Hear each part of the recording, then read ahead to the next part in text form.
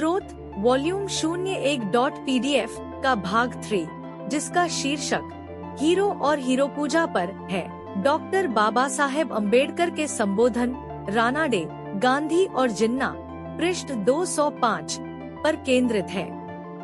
यह संबोधन नायक पूजा की अवधारणा की पड़ताल करता है, प्रेरणा देने वाले सच्चे नायकों की उन लोगों से तुलना करता है जो हावी होते हैं और हतोत्साहित होते हैं।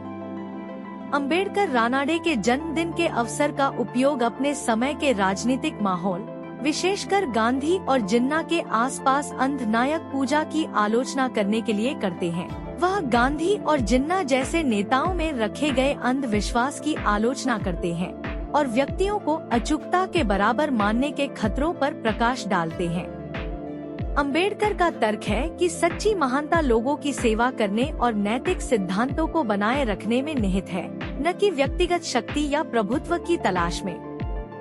वह सिकंदर महान और नेपोलियन जैसे सैन्य नायकों, जिनका प्रभाव अक्सर क्षणभंगुर होता है, की तुलना उन समाज सुधारकों से करते हैं जो स्थायी परिवर्तन लाते हैं। अंबेडकर इतिहास में अवैयक्तिक शक्तियों की भूमिका को स्वीकार करते हैं, लेकिन उन शक्तियों को आकार देने में व्यक्तियों के महत्व पर जोर देते हैं। वह चकमक पत्थर और आग की सादृश्यता का उपयोग करते हुए इस बात पर प्रकाश डालते हैं कि संभावना मौजूद होने पर भी प्रगति को प्रज्वलित करने के लिए व्यक्तियों की आवश्यकता होती है। अंबेडकर भारतीय राजनीति के व्यावसायीकरण और भ्रष्टाचार की आलोचना करते हैं, बौद्धिकता और सैद्धांतिक नेतृत्व की गिरावट पर दुख जताते हैं। उनका तर्क है कि नायक पूजा, विशेष रूप से निर्विवाद आज्ञाकारिता जो इसे बढ़ावा देती है, व्यक्तियों और राष्ट्र दोनों के लिए हानिकारक है। अंबेडकर महान गुणों के प्रति सम्मानजनक प्रशंसा की तुलना व्यक्तियों के प्रति अंध आज्ञाकारिता से करते हैं और बाद के खतरों पर प्रकाश डालते हैं। वह किसी भी व्यक्ति को अचूक मानने के प्रति आगाह करते हुए आलोचनात्मक सोच और स्वतंत्र निर्णय के महत्व पर जोर देते हैं। अंबेडकर धार्मिक शख्सियतों में रखे गए अंधविश्वास और राजनीतिक नेताओं के प्रति दिखाई गई निर्विवाद भक्ति के बीच समानताएं दर्शाते हैं। वह नायक पूजा को कायम रखने और तर्कसंगत प्रवचन पर सनसनीखेज को प्राथमिकता देने के लिए भारतीय प्रेस की आलोचना करते हैं।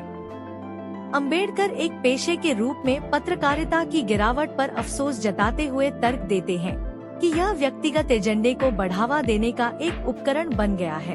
वह रानाडे के जन्मदिन को मनाने की आलोचनाओं को स्वीकार करते हैं, नायक पूजा को कायम रखने के बारे में चिंताओं को संबोधित करते हैं।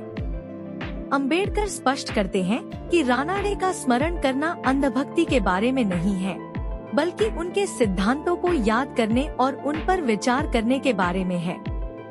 वह इस बात पर जोर देते हैं कि सामाजिक और राजनीतिक सुधार के लिए रानाडे का दृष्टिकोण, हालांकि क्रमिक था, ठोस सिद्धांतों पर आधारित था और इसका उद्देश्य स्थायी परिवर्तन था।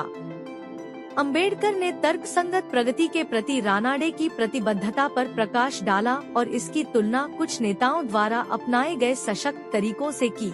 उन्होंने दर्शकों से रानाडे के उदाहरण से सीखने और एक आलोचनात्मक और समझदार दिमाग के साथ राजनीतिक जुड़ाव अपनाने का आग्रह करते हुए निष्कर्ष निकाला।